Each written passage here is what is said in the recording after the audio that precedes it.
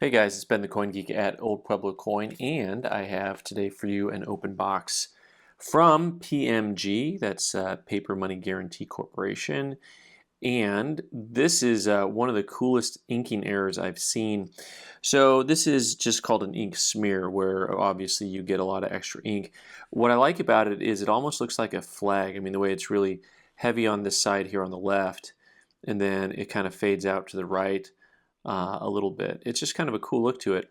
And what's also, of course, really interesting is that there's old TJ, and he's looking dapper, and there's nothing going on here at all.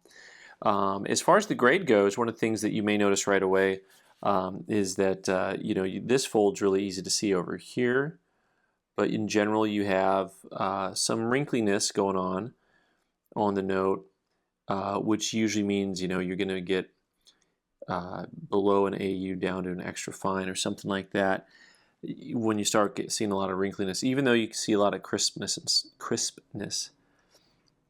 Also, side note, while we're looking at this, usually in our videos, if there's items available for sale from the video, when there's like little in the link down at the bottom of the show notes there at there'll be links to the items to our website or eBay store or whatever. Also, it's cheaper on our website than eBay. That's like the dirty little secret. PMG called this a 40. Nice looking note all around. Really pretty cool. Pretty cool piece. I like that one quite a bit. Next up, we have something that's kind of fun, which is this 1934 series star note, and kind of a specialized piece because you don't see as many. I still have to do some research actually to figure out exactly how this one's going to get priced. But when you hear people talk about star notes, it's because they've got this star on here. There are older issues of currency where stars were just a part of the design and not actually on the note for the reasons these are on the note. These are on the note because they are replacement notes.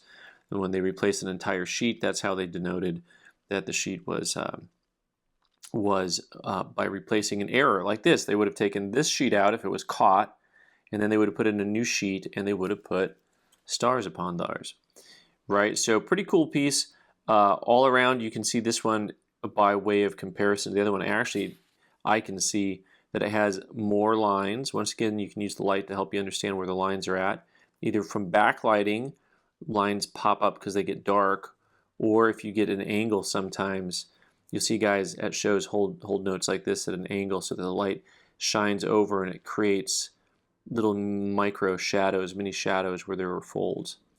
Right, both of those are things that you can look out for. Choice very fine, 35, so just a hair different in grade. Like I said, I'm not 100% sure the price point in this guy. I think it might be a couple $100, but you see they collect them differently because you have the 1934 part, right? Then also there's different ink colors, and there's also the different Federal Reserve banks. So I is Minneapolis. So also corresponds with 9 because I is the 9th letter in the alphabet. Okay. Next up, one of my favorite types of errors is when they miss a printing altogether. They are printed. U.S. notes are printed or were printed in 3 runs. The first print was on the back. The second print is the front, and the third print is the serial number and seals. So there's 3 runs through on this, and pretty interesting. The notes just look different when you look at them without any ink on them, right? Everything looks different, and so a lot of the shadows and lines pop up from the reverse, the back of the note really well. Technically, by the way, notes don't have an obverse and reverse. They actually have a back and front. That's just the terminology differentiation between that and U.S. coins. And I always like checking this dude out and wondering where he's going. But, if you ever take time to take a look and see, if I started here with the video, would you have known what we were looking at? If I just said, hey, look at, what are those guys doing? Would you have known just the back of a $10 bill? I find stuff like that kind of fun. This one they called a Choice 64. This, also a little bit of research, probably $1,000 type item. Maybe a little bit less, maybe a little bit more. But in general, these third missing prints, with a little bit of circulation, they're a couple $100. You know, a nicer note's going to be 300, 400, 500. You know, and then it depends a little bit on the denomination. The notes that are, there's certain notes that are more common than others. And anytime you get a newer note, so this is this style of note's probably from the 80s, 70s or 80s.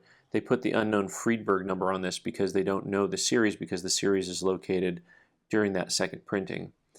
So you should be able to get some clues though based on the serial numbers, you know, what exactly it was from. But you know, you're talking about a couple decades of them printing notes of a similar style.